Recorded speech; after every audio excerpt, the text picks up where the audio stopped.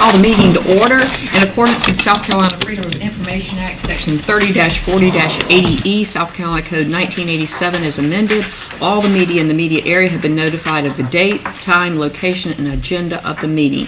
We'll have our prayer by Mr. Goban, followed by the pledge from Mr. Reed. Let's bow our heads. Father, it is again that we come to say thank you. We ask God that you will allow us to remember, first of all, the reason for this season. And as we enter the Christmas holiday season, that we remember it is about you and not about us. That our giving and our receiving will be that which is pleasing to you. We ask God also that you will be in the midst of this meeting, that you will allow us to make the decisions that are in the best interest of our children and the citizens of Darlington County. This we ask in your name. Amen.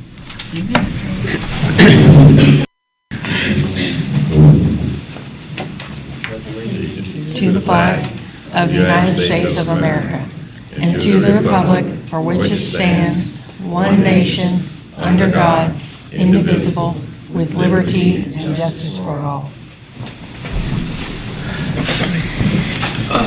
Can we get a motion to approve the agenda? So moved. I'll second. Second. All in favor? Aye. Aye. Anyone opposed? Motion carries. All right, citizens' comments. Looks like we have one person signed up for citizens' comments. And so let me just read this thing for there. The first 30 minutes of the monthly meeting will be set aside for 3-minute input sessions for citizens' participation. Participation will be approved on a first-come, first-talk basis as recorded on the log which is provided. Public input should be in the form of suggestions, information, or comments pertaining to programs, schools, or the school district. Based on legal advice of our counsel, comments should not be made either complimentary or critical, naming any student, school employee, administrator, or board member, as these matters are personnel matters that require an executive session. Speakers' comments will be received as board information only. And I have Ms. Tanya Flowers, who's signed up to speak.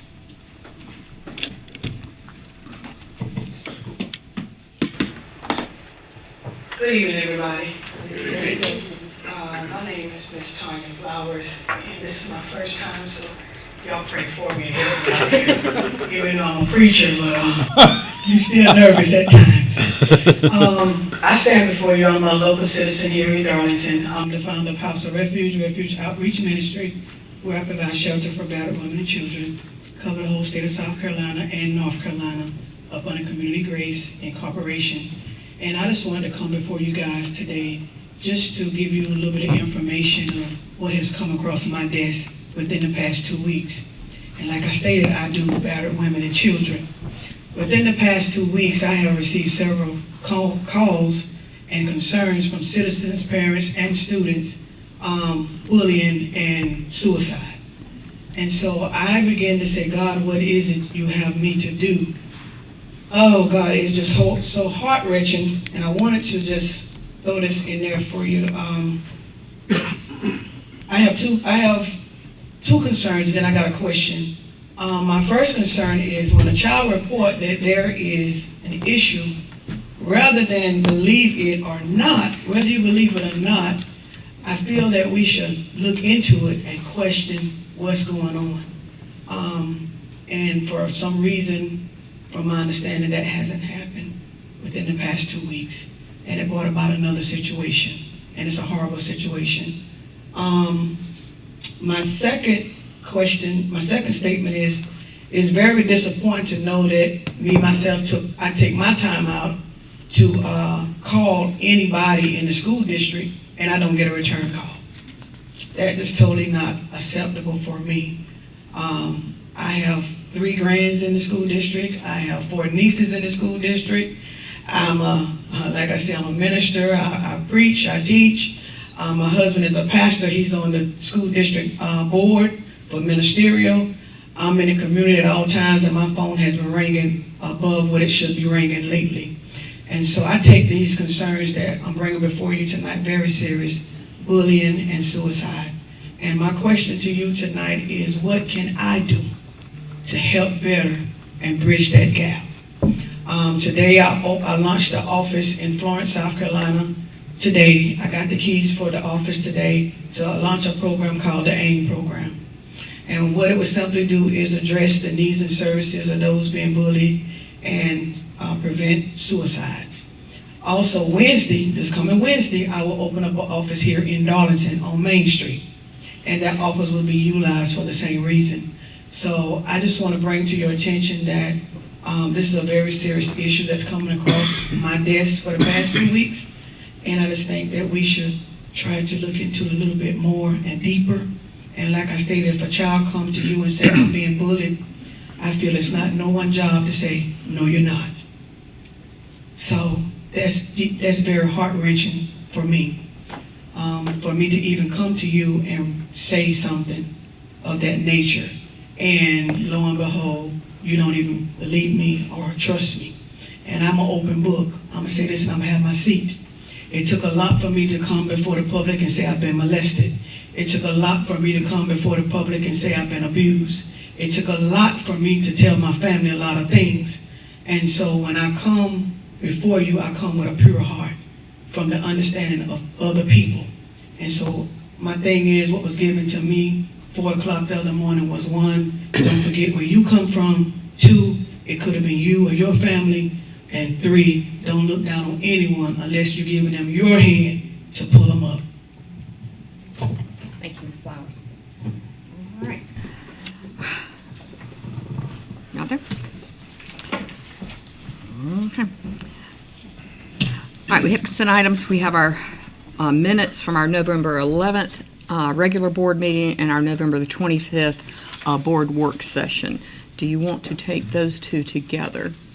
Can I get a motion to approve those 2 minutes? Madam Chair, I'll make a motion to approve both. Can I get a second? All in favor?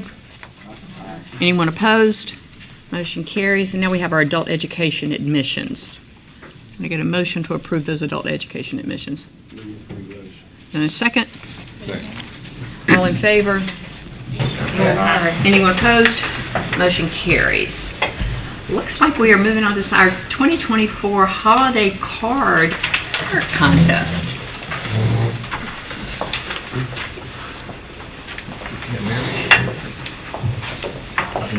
Dr. Nichols is going to be handling it. Good evening. Good evening, board. It is my honor to recognize David D.J. Johnson, a 7th grader here in Darlington County Schools at Digital 360. His artwork is vibrant, colorful scene featuring a candy-covered house surrounded by snow and a cheerful snowman will be printed in the front cover of the DCSD official holiday card, which I have received, and it's beautiful. And he will receive a $50 certificate and a packet of holiday cards featuring his artwork. His art teacher is Brandy D. Driggers, and she will receive a $100 art supply for her school program. Her art teacher at JLC Art. Digital 360. Yes, the art teacher at. Oh, sorry. Okay, it was a mistake. All right. So, Ms. Driggers, thank you. Thank you. It was a typo. It's my fault. I'm sorry.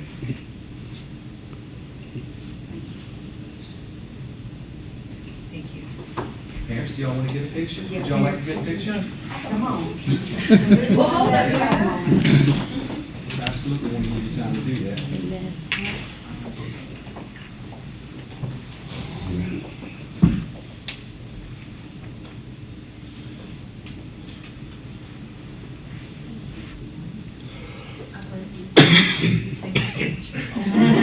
That's okay.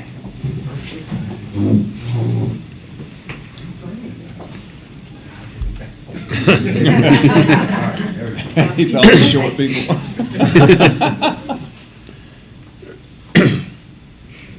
My turn. My turn. One more. Thank you. Thank you.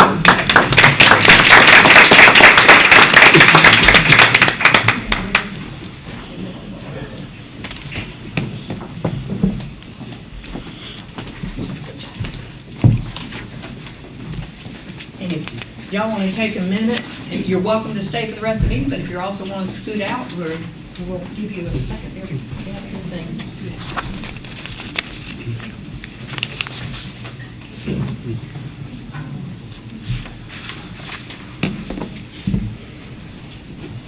All right, now we're going to move on to our reports and presentations, and we have Mr. Joel Carter here with Jumper Carter Cease, and this is about our facility study, the one that we just did. It's Mr. Carter, come on up.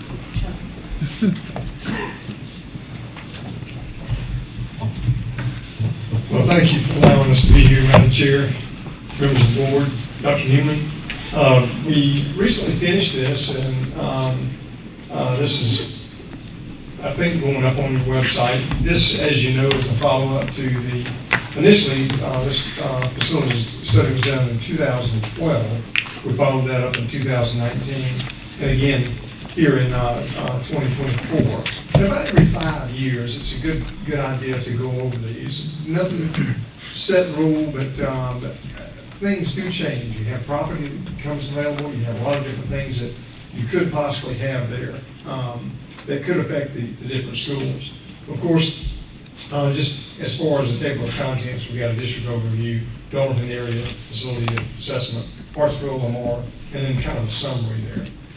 In reference to the district overview, you have right at 8,900 students in the district, and that's as of August, I believe, 2025.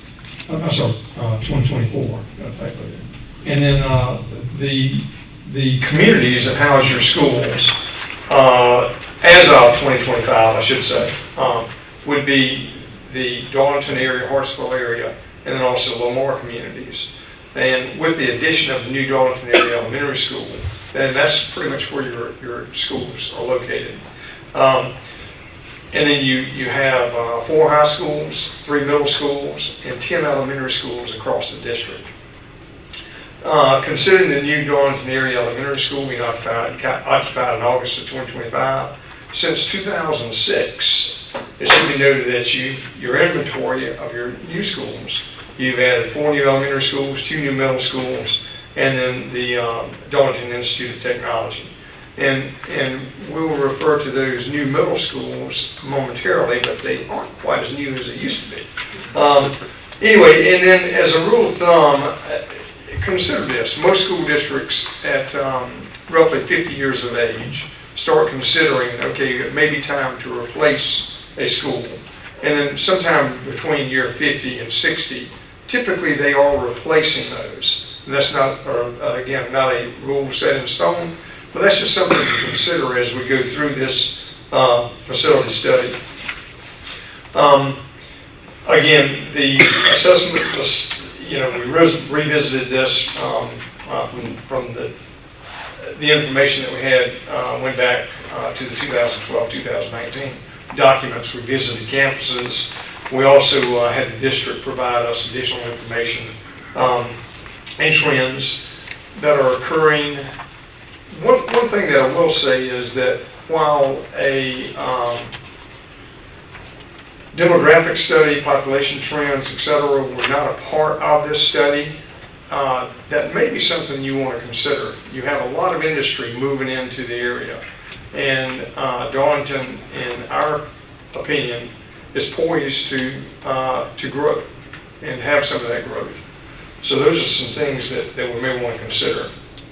In reference to the district overview, Darlington area, again, you have Brockington, Kane, Pate, and then also the new elementary school, which will house your elementary schools, Darlington Middle School, and then in reference to high schools, we have both the Darlington High School and also Mayo High School for Math, Science, and Technology. Hartsville area, Bay Road, Southside, Carolina Elementary, Thornwell School of the Arts, and then also North Charleston. Hartsville Middle School, and then also Hartsville High School, and then the Lamar area, Lamar Spalding Elementary School.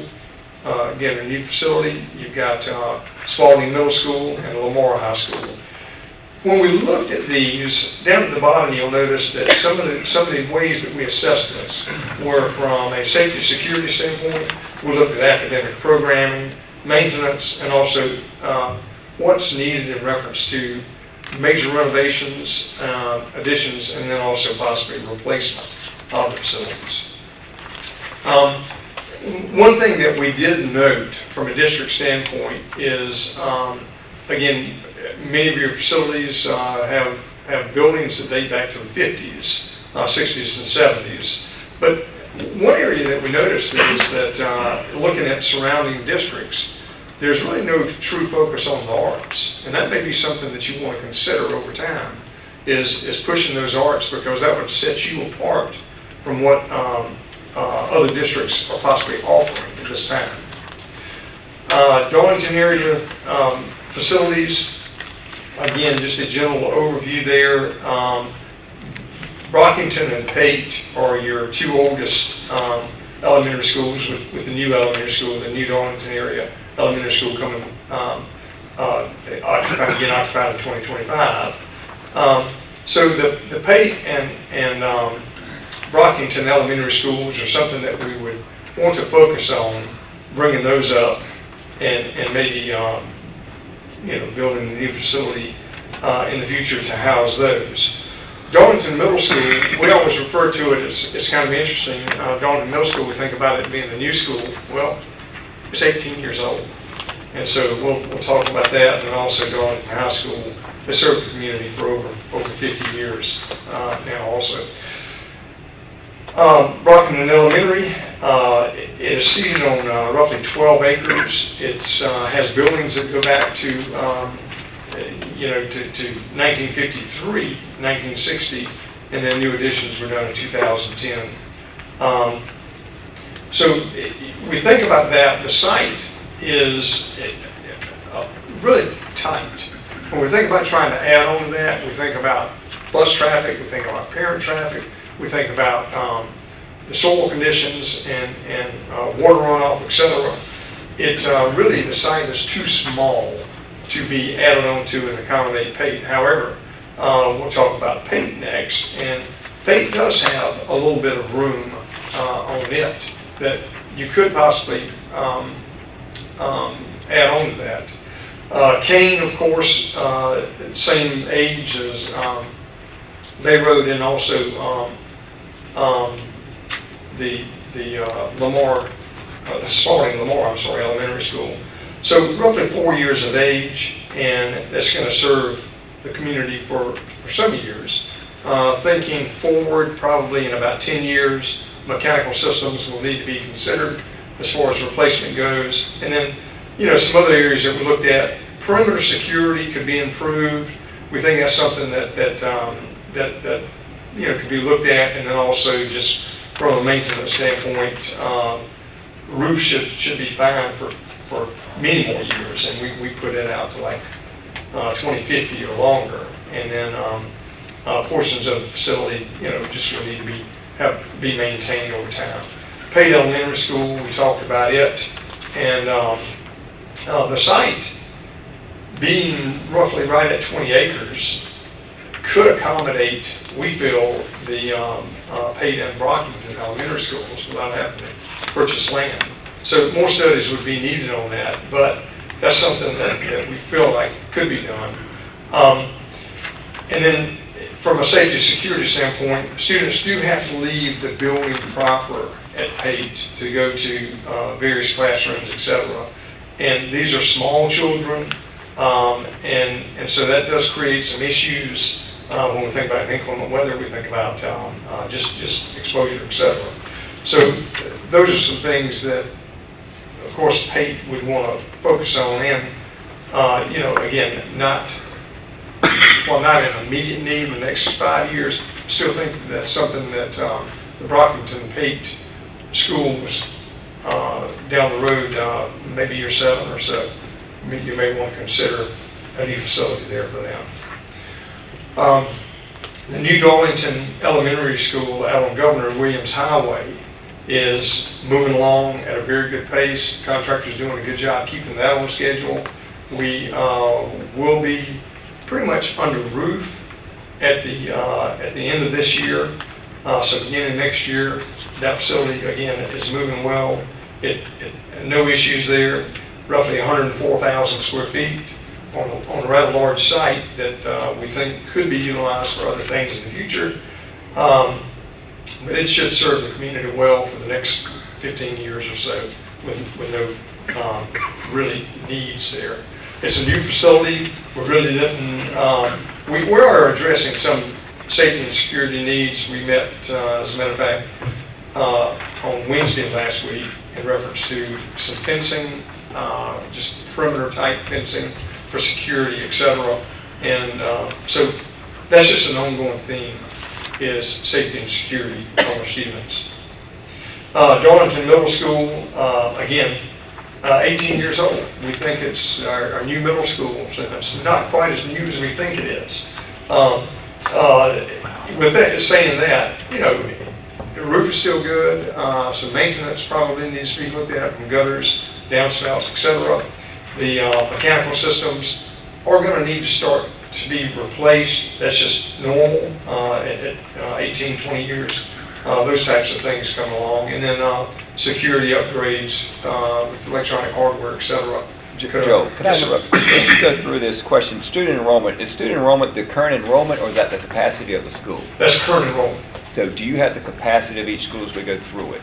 Yes, we can add that. Just add, only because I'm trying to see what's the capacity, what room do we have when you look at putting things together long Right. term. I just comparing the two. So I'm pretty sure the core facilities on that particular facility, Mr. Morphus, is 1,000. And I'll have to go back and double check that, but I'm pretty sure that that's what it is. Okay. So with additions, it could easily accommodate more students. So when I was just looking back at the Pate, Brockington, the two different enrollments, and then a new one, and then I looked at the new school out here, that is the predicted enrollment, not the capacity, correct? Correct, that's correct. And you folks feel free to ask questions. Darlington High School, moving on to it, 47 years of age and approaching 50 years of age, served the community well. The site on the almost 70-acre site. We also have the new Blue Street athletic complex that, you think about your athletic facilities there on that campus, and they are really, really in pretty good shape now with pulling the baseball field over here and the upgrades that are occurring there. Inside the building, does have some needs, firewalls, et cetera, over time have been breached and have some issues, but that can be addressed as far as the school goes. From a life safety standpoint, it doesn't concern me. That's needs to be fixed, but again, nothing major there. Safety and security, again, when we think about the campuses that were built back in the 70s, 60s, 70s, and 80s, a lot of these were built more like a college campus, where you have a building, you have another building, and you move from building to building. Well, now we know that that just doesn't work as well when we consider safety and security of students. So, there's some things there that need to be addressed. One other probably big facility is a competition gym, is recommended on this list of recommendations. It amazes us how a high school can function with one gymnasium anymore. You have so many programs that are occurring in that high school, and with one gymnasium, it's just really difficult, regardless of the size of the school. You think about basketball, overlapping with so many other sports, be it wrestling, be it volleyball, be it whatever. And it's a lot of practice time that you have in those gyms, and a lot of wear and tear on them too when you consider physical education of the non-student athletes. So that kind of covers Darlington High School. Mayo, if there's a gym in the district, Mayo, you think about that. And it should be noted that Mayo High School is consistently, if not the highest rated high school in the state, and is certainly one of the highest performing high schools in the state. And that says a lot as far as the student enrollment, 312 students. It's not a big enrollment, but even so, it's still one of those gyms. Given the age and condition of Mayo, some renovations, et cetera, would be nice. It also has multiple buildings going from building to building. Again, creates those issues. The exterior of the school, from an aesthetic standpoint, could use dressing up. We would certainly recommend that. And it's just one of those, Mayo's one of those facilities that it does such a good job educating the students. We certainly feel like there is a need to maybe look at that and see how that can be improved, see what needs to be done there. And then also, possibly some upgrades there to, just from a aesthetical standpoint would be good. Looking at the Hartsville area next, you currently have 5 elementary schools, and we kind of have a theme here, and it's recommended that we look at the attendance boundaries across the district and possibly utilize 3 elementary schools to house the student population, which would put you roughly, if you divided it equally, which still don't do, but anyway, if you divided it equally, that would put right at 610 students per facility. We know that the Bay Road is one of the newer schools and is serving the public well, but that's something that we may consider, and then we'll talk about Hartsville High School momentarily. The Bay Road, again, at 4 years of age, is in its infancy, serving the community well, serving the students well, no big plans there. We make reference on here with 4 years of occupancy that, maybe go back and just look at safety and security, possibly an audit of programs to see how they're functioning, and to be sure that the needs of the students are being made from a spatial standpoint. Major renovations really will not occur until roughly 2032, and that's when the mechanical systems will start to reach their life. Roof, no problems there, just general maintenance, etc. Southside Elementary, Southside Early Childhood Center has buildings dating back to 65 years of age. Original construction was 59, additions done in 70. A decent sized site, 20 acres. The building does have 9 portables, and here again, we've got some of our younger students that are at this facility, and to move from building to building to building, it's sometimes difficult for them, and we have to think about how exposure to the elements and just exposure in general of those students, and that's why we recommendations at the end of this are going to be to, again, look at the population, look at your lines, and maybe redraw those lines to accommodate 3 elementary schools in this area, including the New Bay Road. Carolina Elementary is a tight site. It's on 10 acres of land, 9.96 acres. It also shares that with a detention pond and rec league baseball. Has some buildings dating back to 1945. It also has 6 portables on the site. Again, when you go by and look at this site, when buses pick up, when parents are picking up, it's a lot of traffic on a very, very tight area. When we think about safety and security, we certainly want to think about that.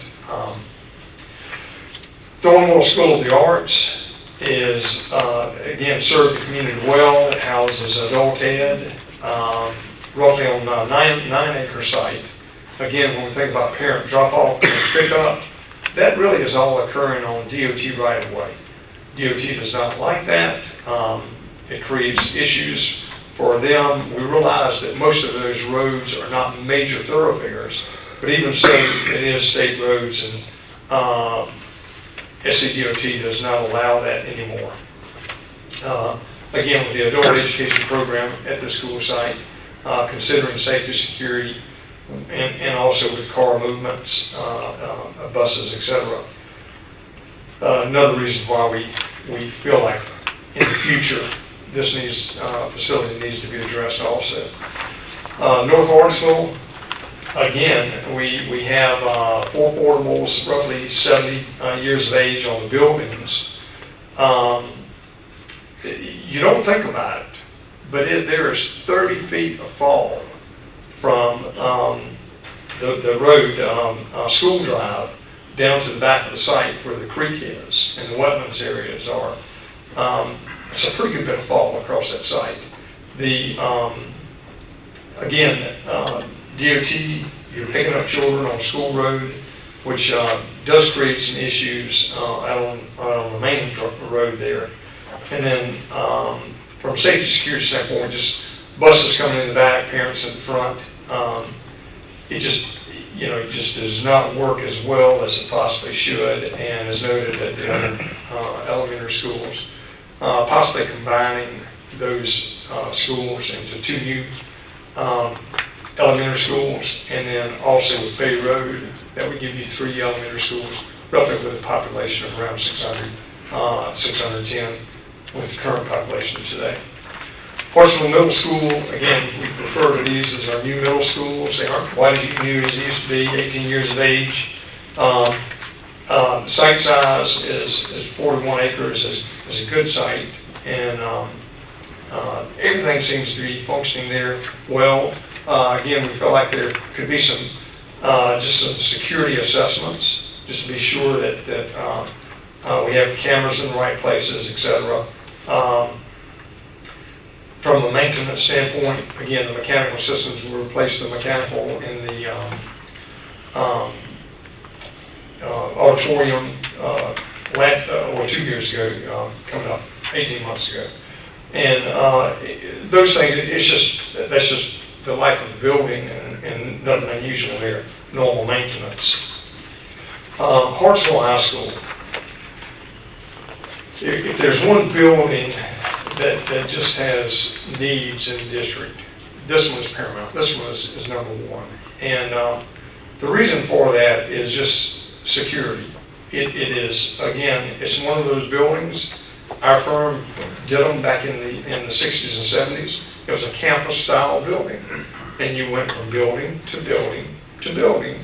Nothing unusual, except now, when we think about safety and the security of our students and staff, the campus is just wide open. Can we consolidate some of these buildings and do something different? Sure. Is that in the best interest? We don't think so of the district. If you think about your, a lot of the infrastructure, a lot of your electrical systems are running on top of your covered walkways.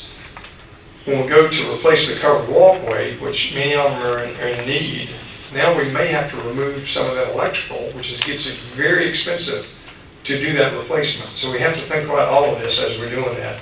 But again, if there's one building with... How many buildings are on that property? 13, I believe, is that are on there. Is that right, Dr. Newman? That's correct. So again, just moving from building to building to building is continuous. And it's just open, Mrs. Haslett, to the public. Joe, Yes, sir.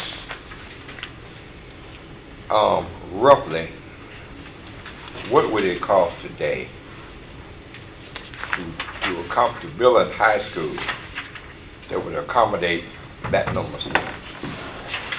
So, right now you have roughly 225,000 square feet on that campus.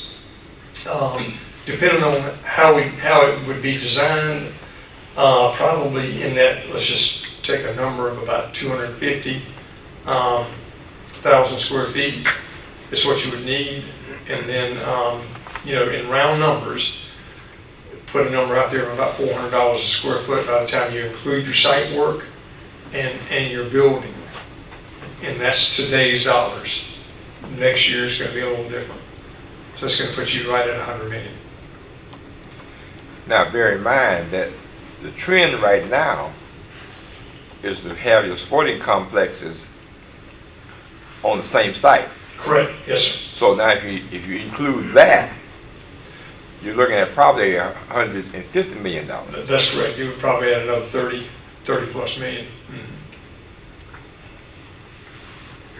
So 100 to 120 on a high school for what our needs are. Middle school, no need, but then elementary, you're 40 to 50. Correct. And would your square footage not start coming down, given, obviously we want to plan for the future and hope for growth, but realistically it's been dropping, but with efficiencies of facilities now, couldn't we cut the square footage? We would have to look at it. I hate standing up here and say, yes, Right, we right. cut square footage, but, I'm just thinking a 70-year-old school, what we did then, what we do now. Right. We would hope that we could grow in enrollment and not have to add square foot, if anything. yeah, efficiency should be better. However, there's going to be, I'll give you a prime example. The toilets that you've got over there now do not meet ADA standards. So that takes a lot of square footage when we look at the ADA element alone.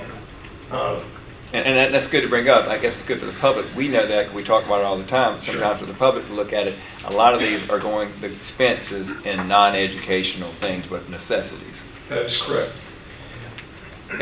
But, so Jamie's point, and the reason I raised a question about what it would cost to build a high school, I think at some point, this county is going to have to look at biting the bullet. Number one, because of the age of our schools. Number two is because we are going to have to look at whatever enrollment we have now with potential enrollment increases. And it appears, you said you've been saying 10 years for the last, since you've been speaking. So realistically, even if we looked at having a school built or upgraded, let's say, every 20 years, we're still going to be behind the 8 ball. Mr. Griffin, you're right. That makes a good point. Just real quick to piggyback too on cost of the high school, there are some examples around the state. A lot goes back to finishes, types of materials that are used, 2-story versus 1-story. But in that 90 to 100 million is pretty much on target with some schools that are currently under construction, similar size to Hartsville as far as the student enrollment, without athletic facilities.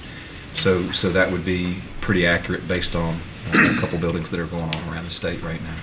And as I said, the only reason I raised the question is because I think the public needs to understand that, at some point we're going to have to bite the bullet and do it. Now, whether it's done doing this board's tenure or the next board's tenure or whoever, it's going to eventually have to happen. But no, that's not to say that we've been on a very aggressive, I think, relative to the prior 50 years, a really aggressive building plan in this district, given our resources, our limited resources, and done really well at keeping those up. Again, limited resources, things that are required, but not necessarily the classroom, but maybe bathrooms, kitchens, hoods, roofs, those things that aren't in classroom but are required. So you also want to make sure everybody understands. I think this board has done, over the years, the various boards and administrations very Like good. I said earlier, Mr. Morphus, to your point, since 2006, you just look at the new schools that you've added to your inventory. Over that time, you've got 4 new elementary schools, 2 new middle schools, and the district. And a renovation of another. And many renovations too. Well, it's what, a couple gymnasiums also. Gymnasium, yeah, but I forgot about the gymnasiums and Yeah. different things. Golf, It's a lot. County Institute of Technology too. It's going to get harder and harder as you go. But you got to find ways to do it right.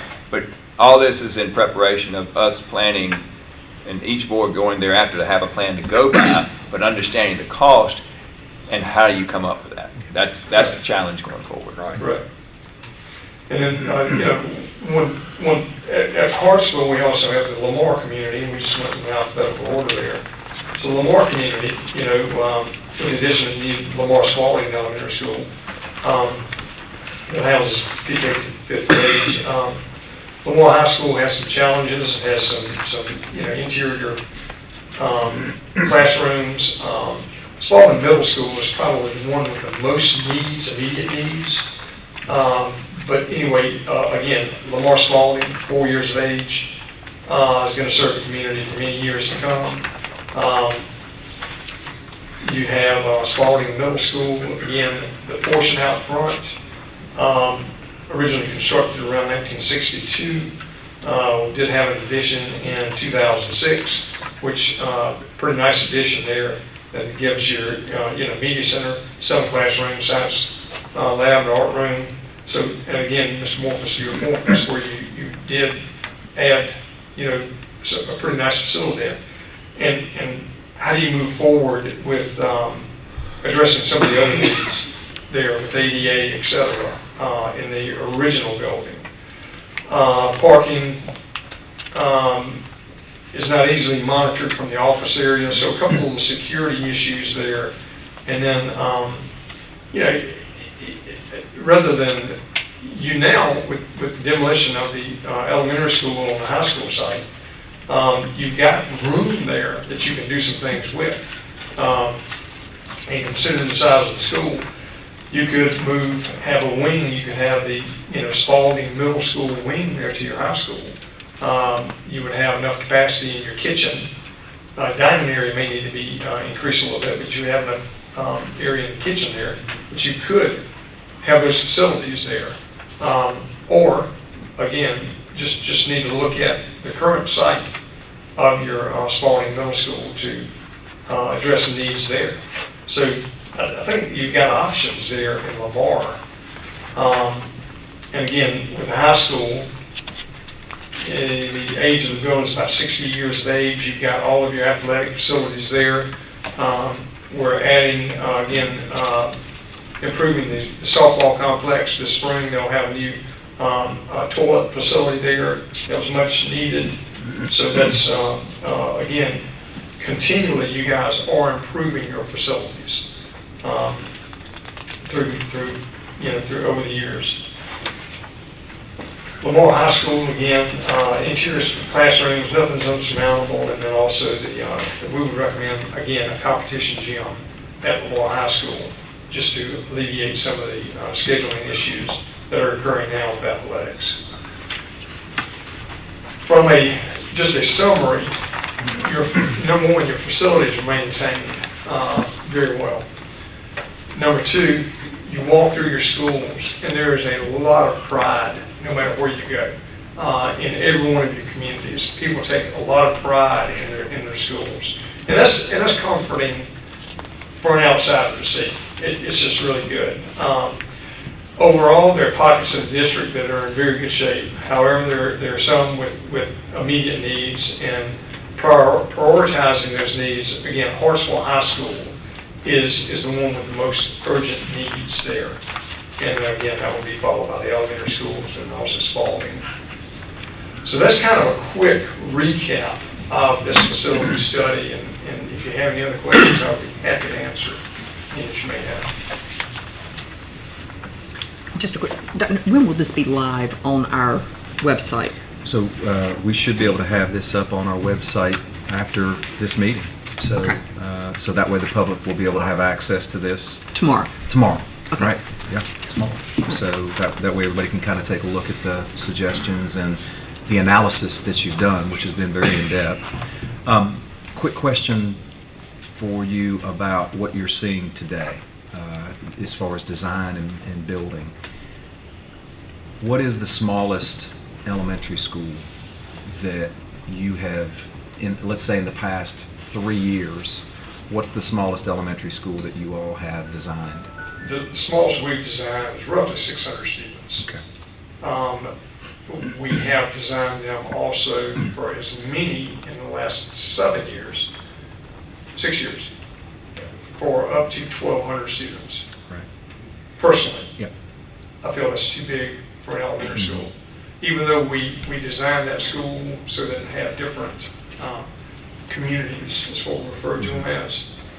That's a lot of students for an elementary school. I just feel like the students, the identity of the individual student is lost. Although there are a lot of ways that you can overcome that, I still feel like that that 600 to 800 student elementary school is a a good spot. When you look over the state, that's where most people are looking at trying to create those elementary schools. When you think about, a cafeteria, usually it's going to take 4 to 5 cafeteria workers regardless,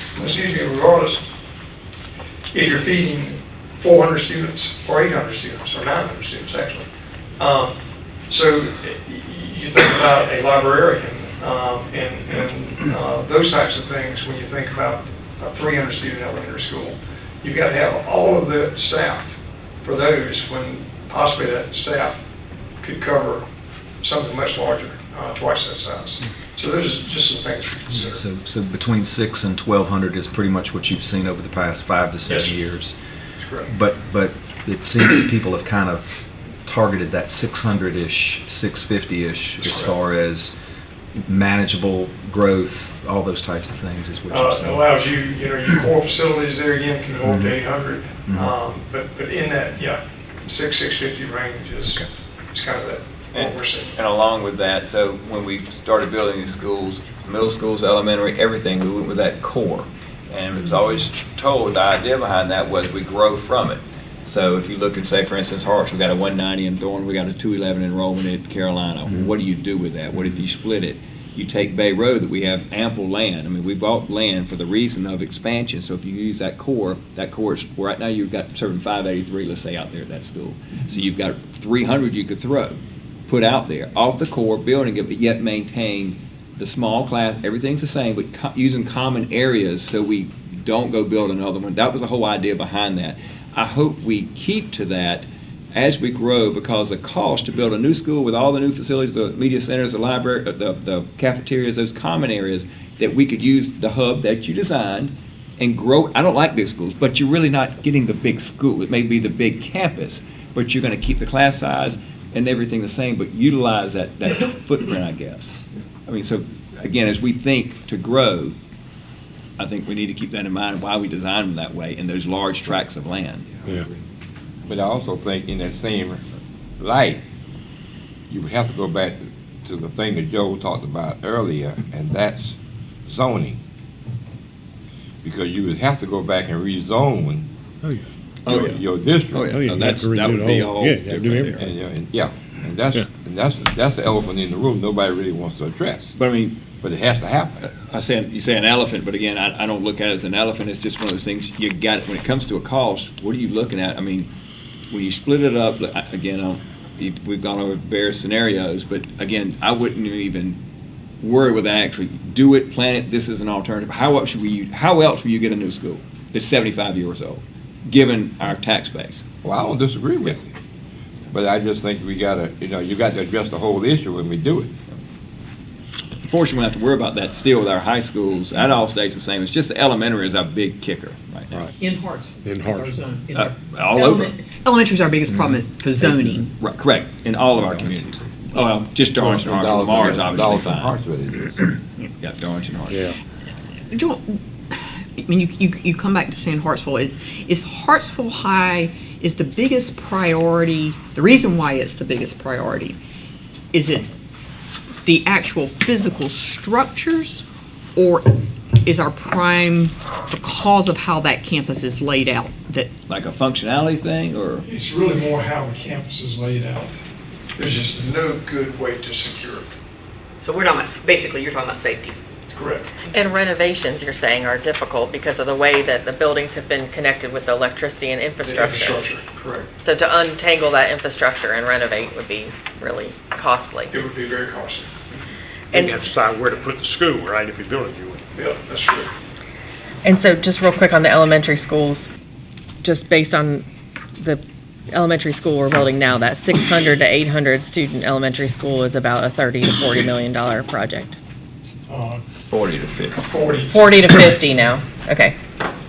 40 to 50. Yep. I just wanted to make sure. Which is just mind-boggling. We used to say 30, but now it's more 40 to 50. 20. Yeah.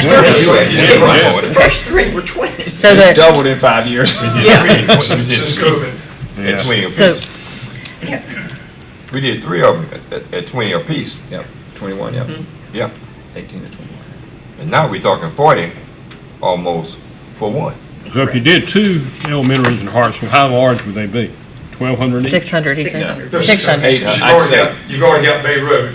They can Well, I'm accommodate saying, 600. Jamie's talking about if you add it on to Bay Road. Well, I'm saying add on there and you throw 1, what do you have? In theory, you could just get away with the 1, but you'd be maxing where I don't say we want to do that, No. but that is a Yeah, that thought. would be a lot. Yeah. Chance in a one. That's just a lot. 3 would be ideal. And the Pate Brockington, that would be also around the same size, that 600-ish, right? 700. Oh, it's a little bit bigger, yeah, A little bit larger 6 with to that 800. population, because you've got about 410 at Pate and about 320 That's correct. or And so. so it'd be closer to at- 800, you'd want capacity for about 800 there. You would. So it could be more on the 50 But- million. And just to clarify, when you were talking about the plan, Joel, you had said that there's property to accommodate on the Pate site. We think so, Right. one more study, but we think that there's enough room there on Pate where you Yeah. can leave Pate in place. Yeah. Build behind that. Right. Like we did with J.L. King. Yes, that's Yes. exactly right, same way we did. Okay. But that would be, you're talking about a new facility, not an That's right. add-on to what's there. We're That's talking correct. about building a New new facility. facility and then demolishing the old one Yes, sir. that's there behind. Same Okay. thing we did at King. Same thing we did at King. So it would be along that same lines of about 50 million.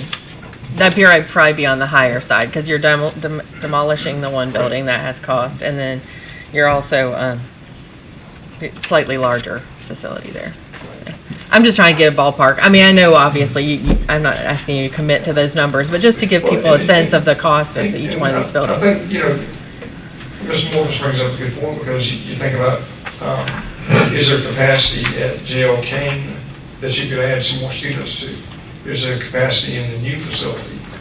So could you maybe reposition some district lines so that perhaps Brockington Pate is not quite as big as we're thinking right now? So again, those are just more, more information that you have to consider as you go through this process. Okay. So for next steps, is it possible to maybe have your folks that typically look at pricing, today's pricing, we can only go with today, that Sure. moment that it's being done. But is it possible maybe, I think if we have square footage costs, but I know a square footage cost for a high school is going to be a little different than a square footage cost for an elementary school. Right. Just because of the things that are involved with it. But I guess it would be helpful if we had some, dollar metrics to go by, that we could kind of have a dollar amount for, just similar to what we talked about tonight, but just have that We can certainly do for that, each yeah. facility that we may be looking at. Is that- Absolutely. Merry Christmas. Merry Christmas. And to y'all also. Thank you. Thank you. Thank you for being with us. Thank you, Joel. And thank you for coming in and meeting with us this night. Holly, anybody else have any questions for him? I mean, you are free. If nobody has any questions, we'll let you get back to thing. All right, Dr. Newman, this brings us to our board member service recognition. And bittersweet moment for the board. It is. So we are recognizing our 2 outgoing board members, Mr. Jamie Morphus and Mr. Lucas Reed. Mr. Lucas Reed has 4 years of service with the Darlington County School District, and we appreciate everything that you've done over those 4 years, and have enjoyed, I'm speaking for myself as superintendent, have enjoyed working with you. And you've been very focused on kids and taking care of what's right for kids, and we appreciate that. And then Mr. Morphus, 24 years. You were saying it was like yesterday that you started this. It did, it really has. And I can only talk about the 6.5 years that I've been here, but such a valuable resource for this board in my time, and then I'm sure these folks have a lot to talk about in the time even prior to that. But I just have to say thank you, because you have been very focused on just trying to financially do the right things, but at the same time not lose focus on kids. You've also been a very big advocate for the employees in the district, and I know they've appreciated that as well. So we wanted to be able to give you a little token of our appreciation. Do we want to have a picture? let's do a Would we like to picture. do a picture? Let's do a picture. All right, so Luke, we'll start with you. the picture. Oh, no, you gotta have the picture. Yeah, one last time, Jamie. Roll out there. Start with Luke up We're gonna start with front, Luke and first. then,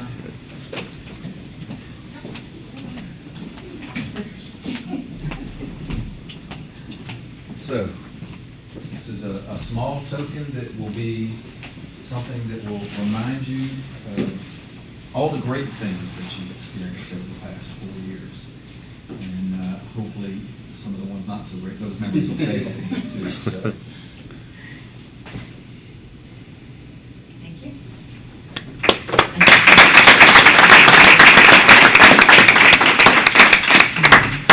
Mr. Morris.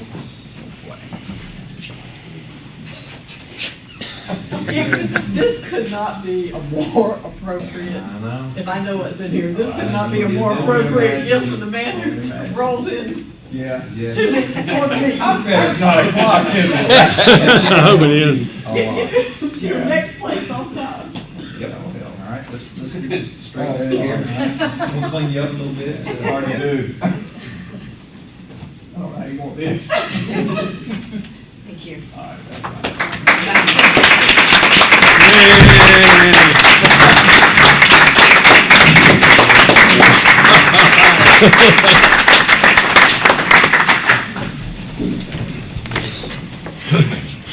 Standing ovation. Yeah.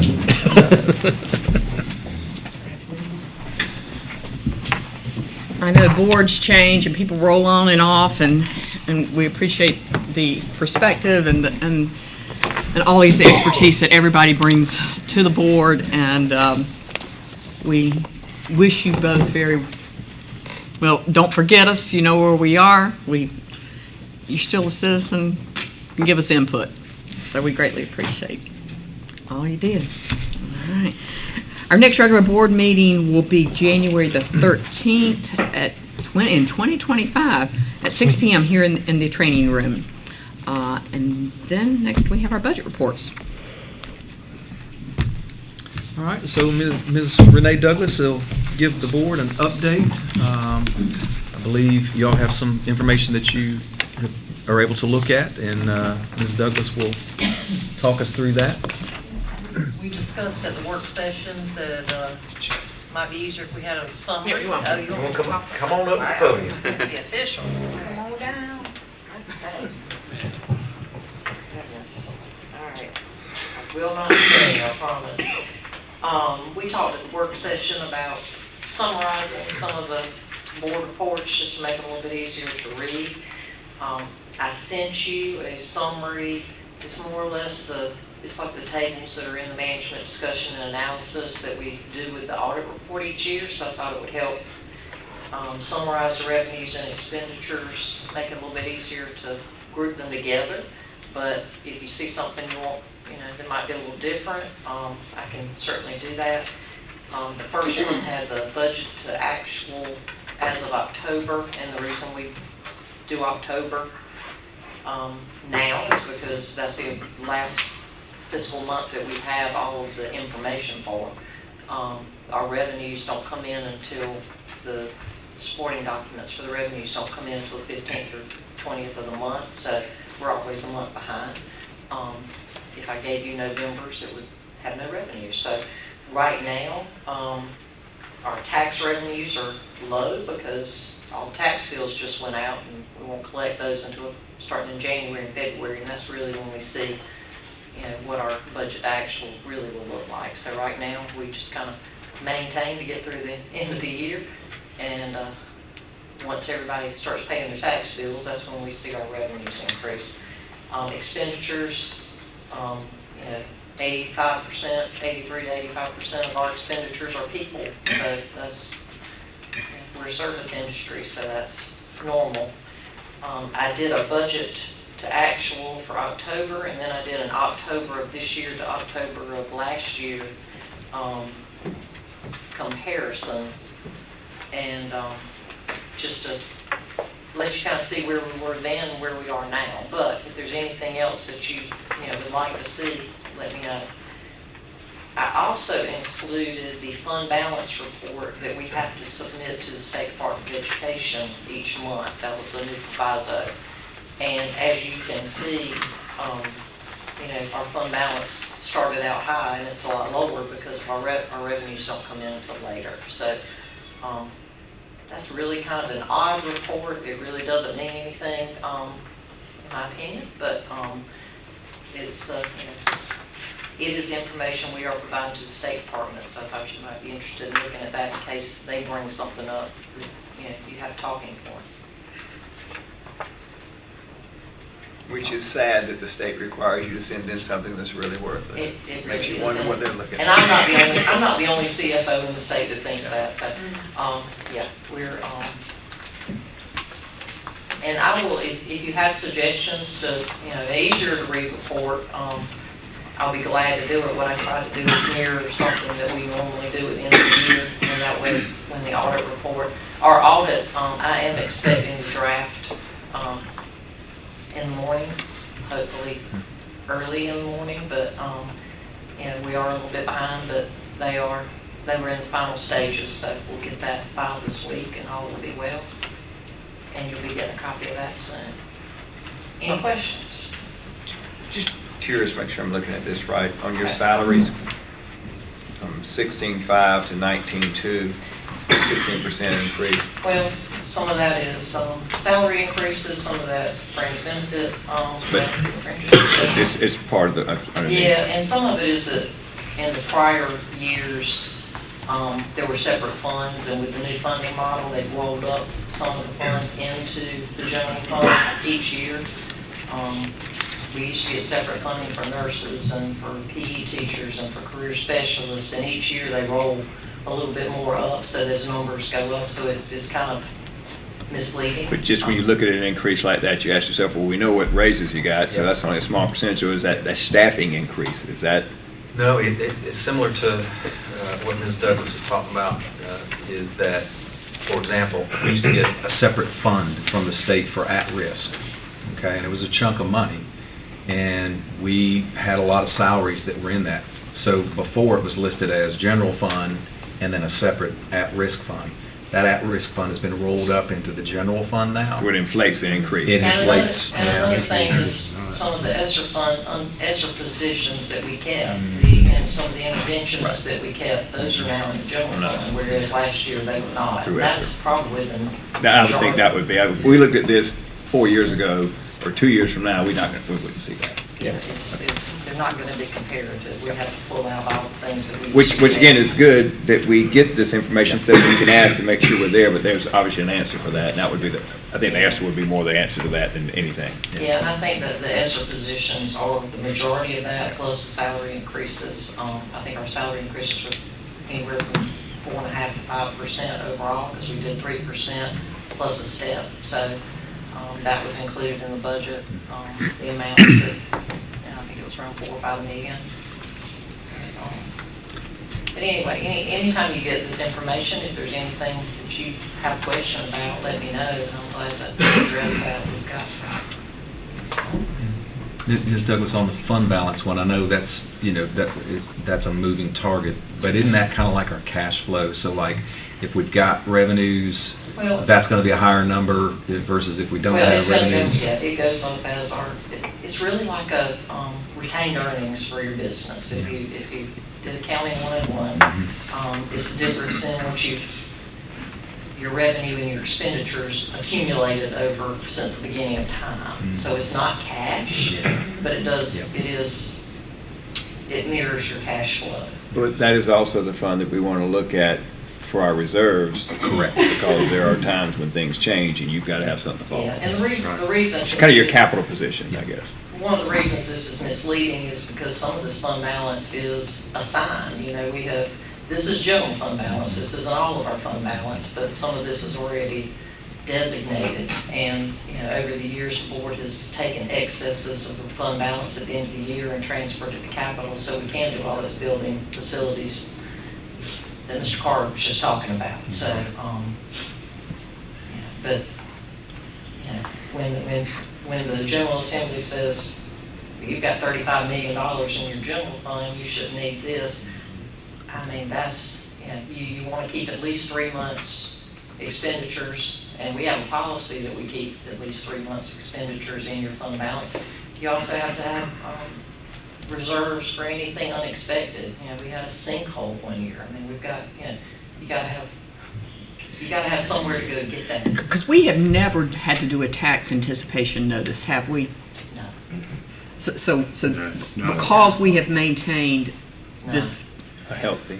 healthy thing, we do not have to do a tax They haven't anticipation. done one since I've been here, and I don't. I don't remember on the board recall having one done prior one. to that, and I audited Darlington High School District many I don't months think ago. we ever so, have.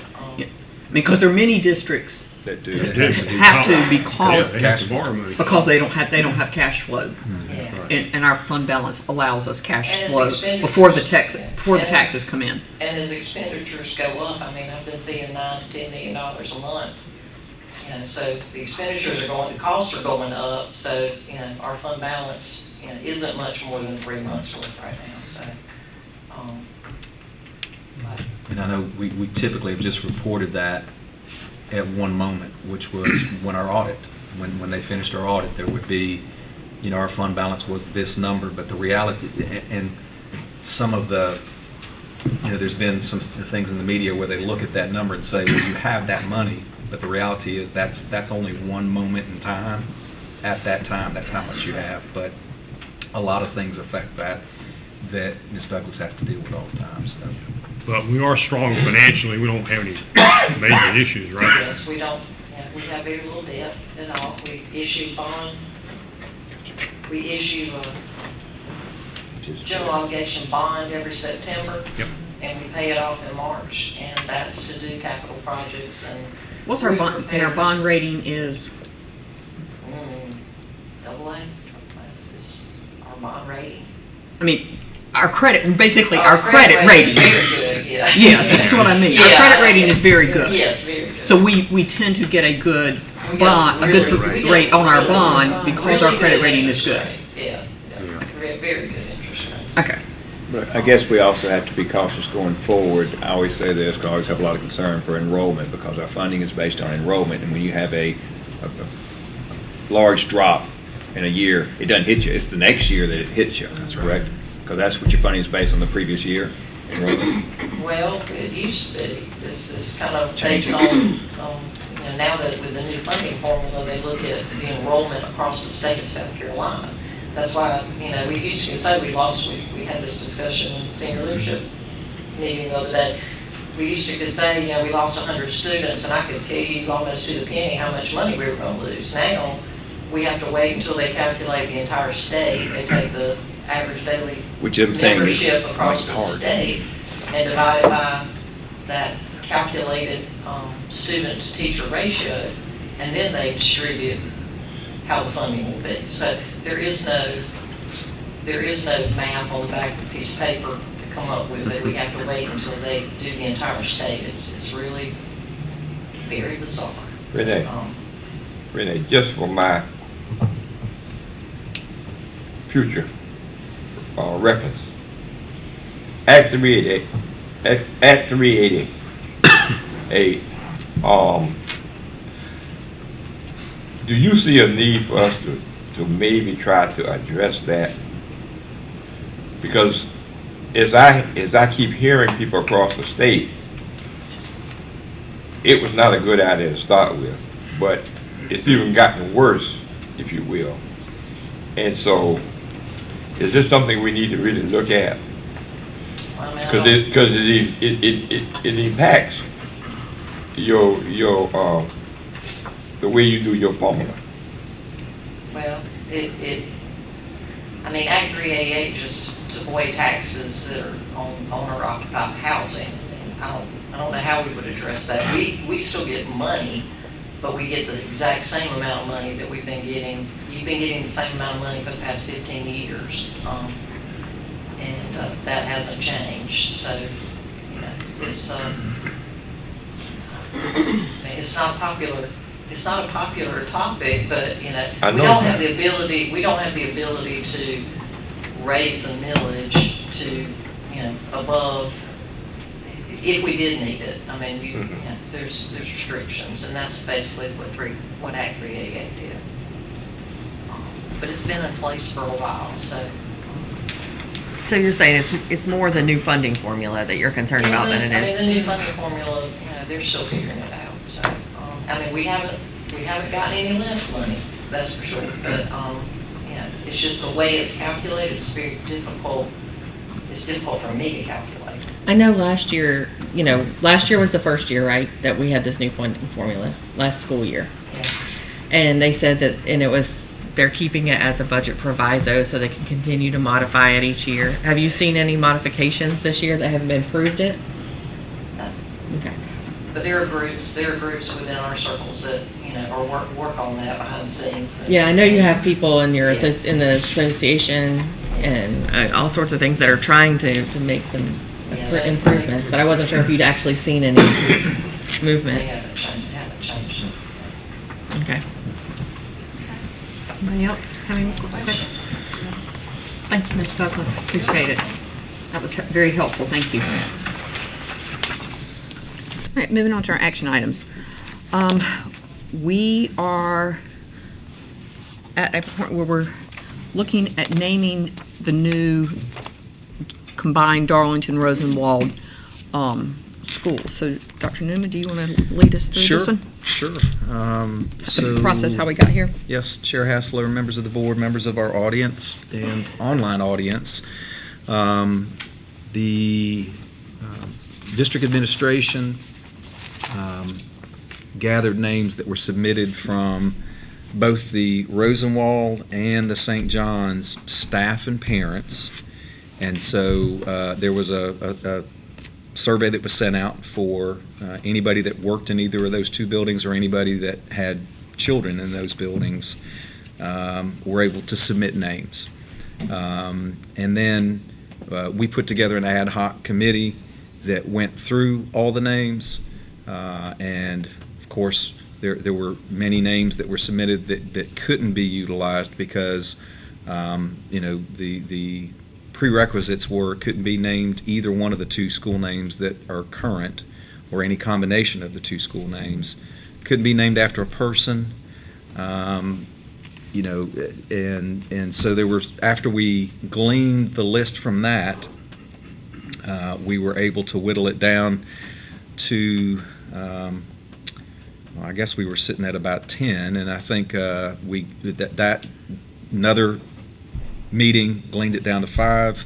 The board had a chance to have some discussion about those 5 at the work session that we had, the last work session, and the board was able to whittle that down to the 2 that are being looked at tonight. So the administration is recommending that the board approve the new name of the Darlington Area Elementary School, and the 2 names that are being looked at, of course, are Black Creek Elementary School and North Darlington Elementary School.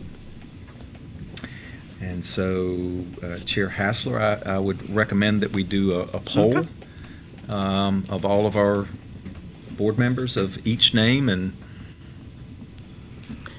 hopefully have one that gets more votes than the other. Who would like to start with any discussion? Let's start with our Darlington board members and our Society Hill board members. I think that would be Appropriate. place to start. Yep. Ms. Kelly, you want to lead us out? Do you want me to tell you which I prefer of the two, or what's your question? What are your thoughts? Where do you feel like you're, the people you represent? Well, of the names that we discussed at the work session, these were the 2 that I probably were at the top of my list. I was happy with those. I do have a preference of these 2, but I think either one would be an appropriate name for the new school. Mr. Oh, Reed? well, I've spoken with quite a few citizens not to live in that area where the new school's gonna be going. And given the history of that area, I've got a pretty good choice on which one to go for. Ms. Gore? In selecting the name for the school, I looked at the location and I thought about the two areas, and to be fair with everyone included and not select one name over the other name. So one of these names I think would be fair to all the people. And that's the main thing, that everyone feel that the name of the school is fair for everyone involved. I just want to reiterate that it was the board, this is as he said, a group of citizens and people from the respective communities. They put it together and narrowed it down to X, and then we took out of those and found 2, and that's where we are. So, again, it's not a board decision other than where we're going now. But I think the 2 do represent, and you gave the parameters, I guess, and talked about the parameters, what was taken out and not, and why we were limited with certain things, so that everyone We follow the board policy. Right, As far as correct. naming. Following board policy, and so that the community knows it's kind of strict where you are, but I guess this is what you came up with. We have the 2. You want to know which one? I mean, what, you like, they seem hesitant to that, but if you're. Oh, again, like, something about the Black Creek kind of resonates with me. I don't know. Black Creek Elementary. I don't have anything to add, except I also agree that Black Creek, if we're polling, Black Creek Elementary is the one that stands out to me as well. See, everybody It's over neutral at the party. other areas have an opinion, and we're willing to. Y'all might be a little- Y'all are not about to vote the school in before we get to say what we like. Yeah. So that's right. You didn't tell us to vote the school. I didn't understand that question. Mine was, from all the citizens in the area, Black Creek Elementary. I thought you was gonna say. What did she say? That ain't what I thought you was gonna say. I like But it's both, okay. but You're entitled to- North Darlington Elementary School. Okay. All right, Warren. I'm with Black Creek. I think we're not putting Darlington in either one, so I think Black Creek was what I would go for. Mr. Govan? I would go with Black Creek, simply because I think it doesn't show partiality towards any one of them. So I would go with Black Creek. So you just took a vote. That's right. You took a Do we, vote. I really did. we need to formalize this vote. Okay. All right. All in favor of Black Creek? We gotta get a motion. We have to get a motion. Oh, we gotta get a motion, I'm Yeah, sorry. I was gonna say. Can we get a motion from the Darlington I move representative? that we vote between these two These two. names for consideration, Black Creek Elementary and North Elementary. Darlington Elementary. And I'll second. All right, we have a motion on the table for either Black Creek Elementary School or North Darlington Elementary School. Do we have Well, I all in second. favor? Well, we got this motion, a second. We gotta move. We gotta move to vote on, we're gonna vote on those 2 names. First, we got to get the. We're gonna ask for both of them to be, that we place a vote on those 2 names. That's the motion. No, their motion was Black Creek. No. No, Yes. that we That we use approve these either, two that we as, vote on either of those 2. That's, So we're Okay, the first one, okay. we're just making a and then we motion will to vote. vote. Gotcha. Then we'll have, we gotta have a motion to vote, and then we're gonna vote. Okay. So he seconded the motion. Okay? Can we Second. vote on the motion? Yep. Sure. Okay, Yes. now Aye. we'll have a vote for either Darlington Elementary, North Darlington Elementary School, or Black Creek Elementary School. All in favor of Black Creek Elementary School? That's 5, 6. All for North Darlington Elementary School? 1. Motion carries. We now have a new name for Black Creek Elementary School, and we can quit referring to it as our Darlington area school. The new Darlington area. The new Darlington area school no will black now be people over called there. Black Creek Elementary School. I want to thank all the people who submitted names, the ad hoc committee that narrowed this down for us, and Ms. Audrey Childers for facilitating all of that. Whew, there we go. Yep. All It's been a right. while waiting for that one. Yeah. All right, now we'll move on to the administration as it relates to our property of Rosenwald Elementary School that we will be moving out of at the end of the 2024-2025 school year. Would you like? Sure. Chair Hassler, members of the board, members of our audience, and online as well. The Rosenwald Foundation submitted a proposal to the district, and the board had a chance to look over that proposal. The board also was able to hear a presentation from the Rosenwald Foundation. Mr. McCall, who was here at our work session, had a chance to present to the board.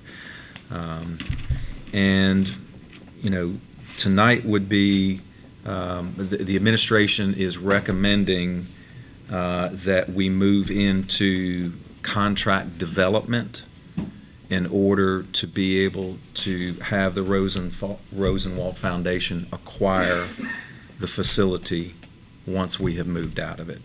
And so, you know, let me explain a little bit as far as about contract development. So that would be that, from our perspective, that, you know, the proposal, what is wanting to be done with the building, I think we're from an administrative standpoint, we're very much okay with all that. But there's the details of an actual contract we have to work through now. And so now we get into the attorneys, you know, getting the details so there can be a signed contract. And so my recommendation is we go ahead and take that next step to do that, so we can get all the details worked out. For example, when would the building be turned over to the Rosenwald Foundation? Obviously, we have to get through the end of the school year, but also there's probably some other time. You're moving out of a building that you've been in for a really long time, so it's not like closing the school year out and then, you know, it's done. So there's some small things like, you know, what would that time frame be? Excuse me. Also, you know, there's certain things that are in the building that I'm certain that the Rosenwald Foundation would be interested in hearing about, as far as some of the items that are currently in the building as well. There are some things that we may be prohibited from giving away with the building because they were purchased with federal dollars through, you know, whether it be the State Department or the federal. Again, all those things, you know, that's just normal protocol and procedures that we go through. We did this last in 2020, I think. It might have been the year after that when we did similar acquisition with the Community Action Agency when they acquired our Washington Street building. So again, just very normal protocols that we go through with this, but we do have to get, you know, a contract in place so everybody kind of knows when it's going to happen, how it's going to happen, and be able to move forward. So again, the administration is recommending that we move into that contract development stage with the Rosenwald Foundation to acquire the Rosenwald facility. All right, can we get a motion to move forward with contract development? Yeah, so I move that we accept the administration's recommendation to move into contract development for the Rosenwald Foundation to acquire that facility from Darlington County School District, which would be roughly at the end of the school year 2024-25. Okay, can I get a second? Second. All right, can we get anybody have any discussion? All right, then let's have a vote. All in favor? Aye. Aye. Anyone opposed? Motion carries. So we will move forward with that contract development. Okay, very good. All right.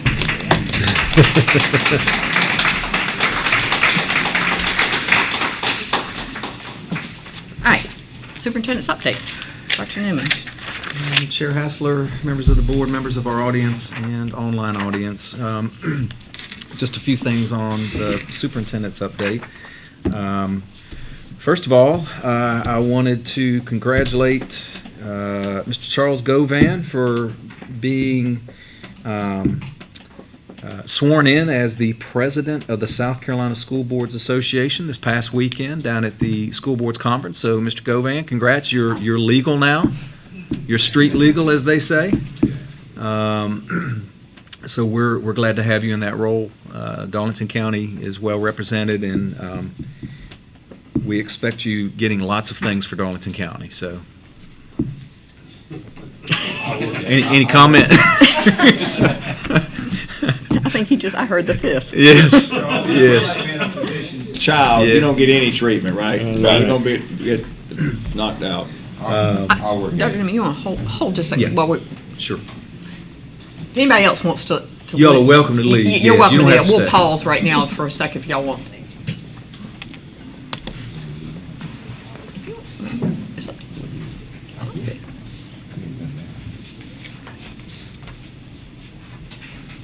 Okay, go ahead, Doug. Yep.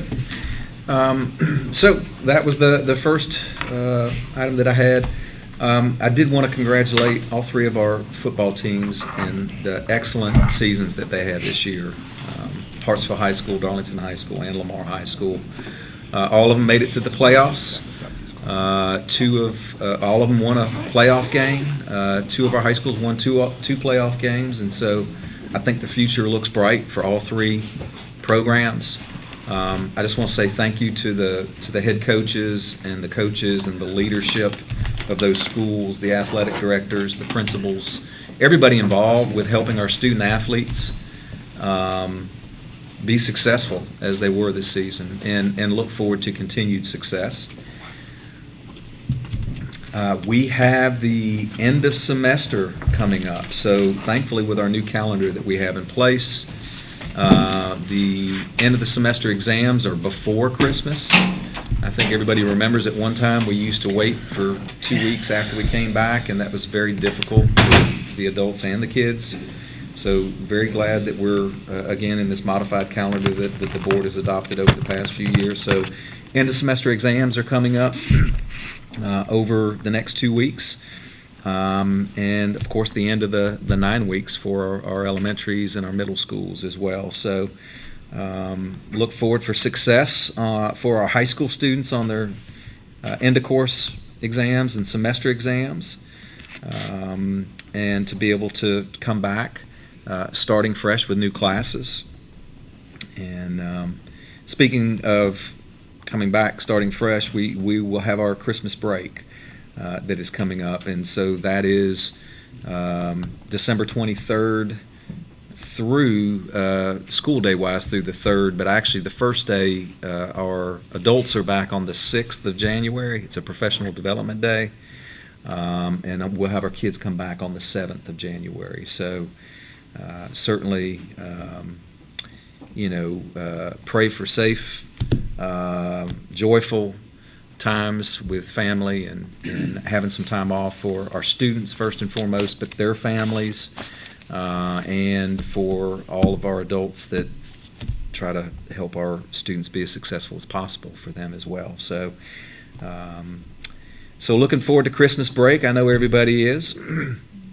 And then also wanted to mention I had a chance to attend, and I think a couple of our board members attended also, the Hartsville High School presentation of The Nutcracker Visits the North Pole, put on by the Hartsville High dance classes.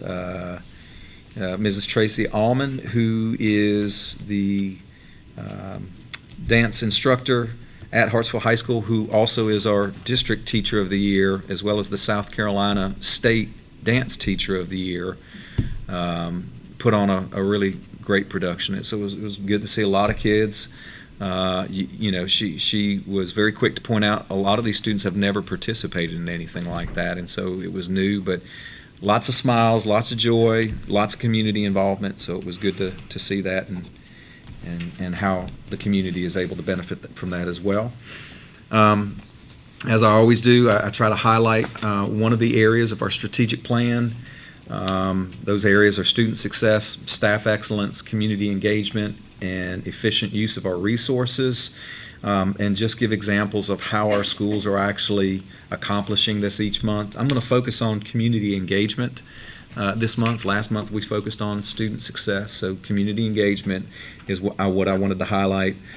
For Bay Road Elementary, their students made Veterans Day cards in partnership with Sunoco. They also had Mayo students come in and read, and the Gathering Place provided coffee and cupcakes for the staff with all that as well. Brockington Elementary had a Title I bingo for books night, and they had families participating in bingo. Student winners received a book, and parent winners received a $10 Barnes & Noble gift card. Their Beta Club also hosted a Carolina versus Clemson canned food drive. Carolina Elementary had a parent picnic where parents were invited to come in and enjoy lunch. And also they had their 4th and 5th graders sing America in Song performance. DCIT adopted several families for Thanksgiving turkeys through our DCSD Kindness Initiative. You're going to hear repetition about food banks and food being donated back to our communities by our schools. DCIS collected blankets to give to the families in North Carolina who were impacted by the hurricane. Darlington Middle School had an ELA night, a Veterans Day, and parent-teacher conferences. Hartsville High, the Beta Club collected over 300 boxes of cereal for local food banks. Also, a representative from Sunoco talked to the IB math students about connecting their coursework to career paths at Sunoco. J.L. Kane, for the month of November, invited 20 veterans to participate in their annual Veterans Program and Veterans Breakfast. Many of our schools had those veterans programs. Mayo High School, again, Veterans Day. Mayo Social Studies Department honored veterans with a morning discussion panel and breakfast focused on exposing students to the branches of the military service and career opportunities. North Hartsville had the Hartsville High School athletes came over this past month to celebrate the students that had been successful for the month, and it was a meet and greet. The athletes are bona fide role models who sign autographs and shower the kids with quality time, and that's a big deal to the younger students. Also, they did donations for North Carolina for the first grade. Earned a party on the playground for donating the most items for the North Carolina hurricane relief that they did. Pate Elementary had a Veterans Day parade around the car loop, and students colored pictures for veterans to be given out at Texas Roadhouse on Veterans Day. They also had a food drive where they collected for Lord's Care Food Bank. Rosenwall Elementary had a STEAM showcase and also a series of activities during American Education Week where they invited parents and the community into the building. Southside, faculty, staff, and students participated in a hygiene drive to help out those affected by Hurricane Helene in western North Carolina. Spalding Middle, Harvest Hope Food Drive they had. And again, students and staff in the community is donating to that particular food bank. St. John's, the Beta Club sponsored a food drive for the local ministry food closet, the Lord Cares. Staff and students donated filled shoe boxes and dropped them off at the local drop-off for Samaritan's Purse as well. And they had a Muffins for Military for their Veterans Day celebration. So just, again, acknowledging all of the efforts that our students and our staff are doing to try to reach out in our community, help our communities, give back to our communities, teach our students what that is, what does that look like to give, and most importantly, see the smiles on everybody's faces when that happens. So very proud of our school district and our schools and our students and our staff on how we are demonstrating community engagement. And that is everything that I have for the superintendent's update. Any questions for Dr. Newman? All right, then we'll move on to board member input. Ms. Score. Good evening, everyone. How are y'all doing tonight? Get it short. This your last night. Keep it short. I'm going to keep it short. It's always short. I just want to highlight on a couple of things. I'm going to keep it short tonight. Ms. Gerke is not here on tonight, but I just wanted to thank her for her leadership and compassion that she showed to the family and the community for one of her students that lost their lives a couple of weeks ago. I had opportunity to visit with her and talk with her and her staff, and Ms. Gerke did a great job in working with the student and their families. Also, I have talking to Dr. Newman about some more community input, and I've been reaching out to organizations that are in our community and churches so that we can come together and that we can put a program together that Dr. Newman can approve, that we can go into the schools and counsel with our young men and women and young ladies in the school. And we're looking at professional organizations, and we're looking at, and also a lot of women organizations, because we think that we need to look at their needs. And like he said, we do need more community involvement. And Ms. Flowers, if you would just give me your information, I would like to add your organization to the list. And so when we gather all the information and submit it to Dr. Newman, he will have the opportunity to reach out and set up a meeting so everyone can come together.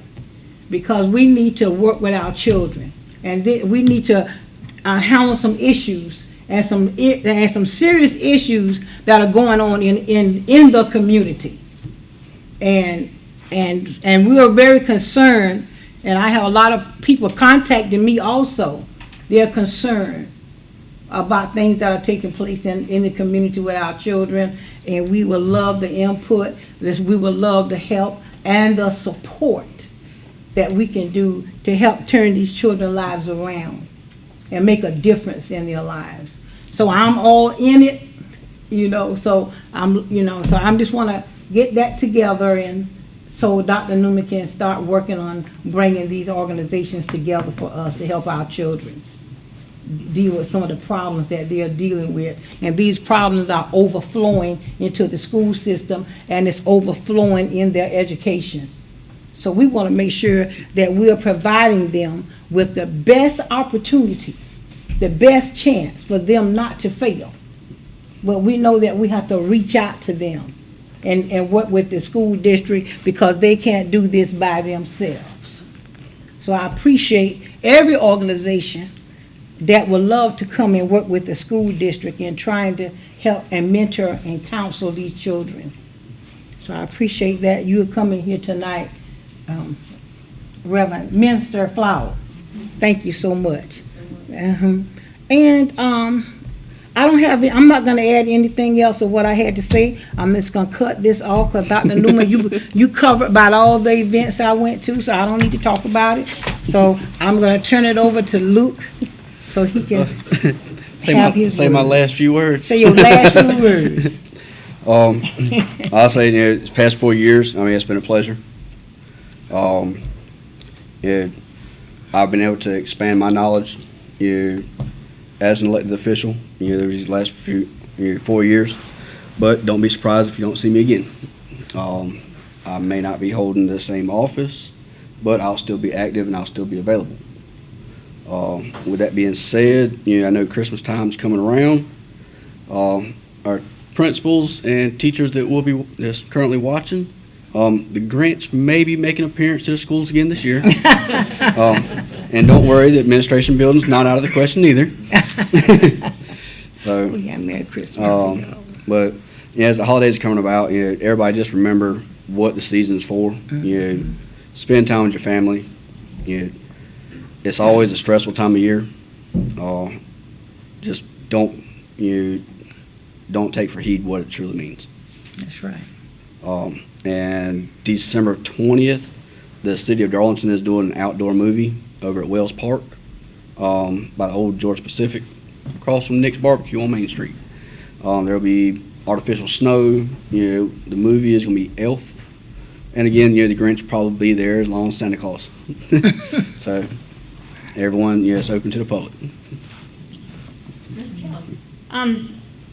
I I just wanted to say this, Ms. Flowers, because it's not always obvious, but we can't respond to you and we can't interact with you during the community input, but we do appreciate you being here. And I feel certain that somebody will follow up with you to get some more information, but we can't at that moment. So I know it feels weird.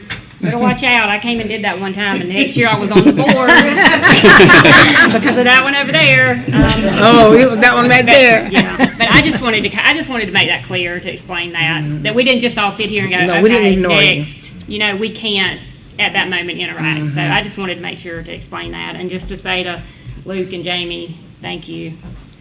Your unique perspectives will be missed for sure. Yes. And Merry Christmas.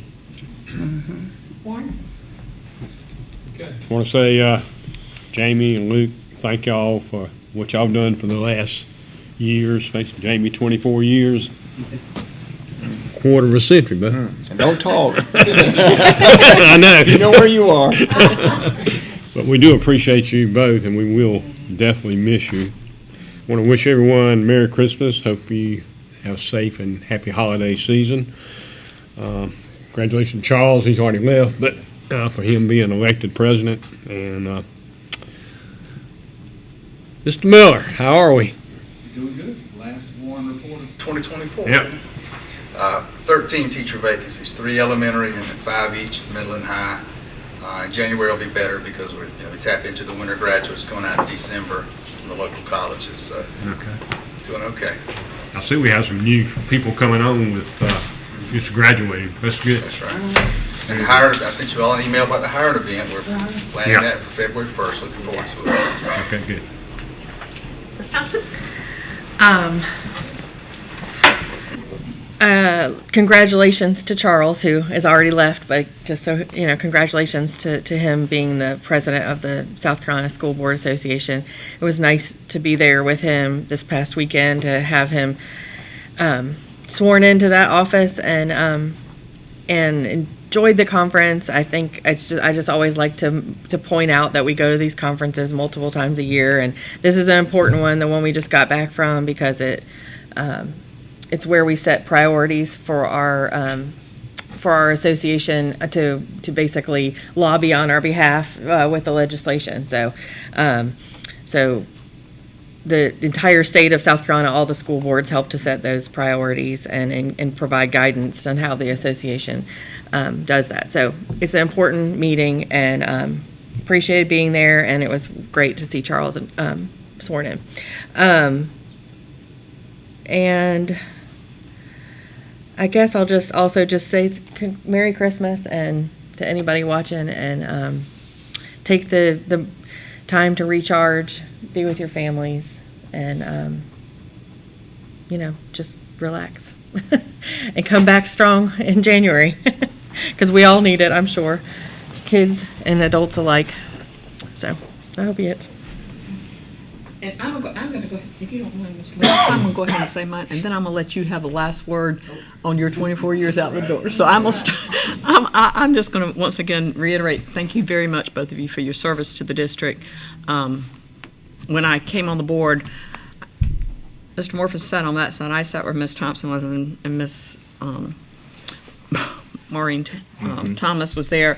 I had the devil on one side and the angel on the other, and I'll let y'all decide which was which and which way that went. But you certainly helped me in my transition on the board, and the service that you've given to this community is commendable. So thank you very much.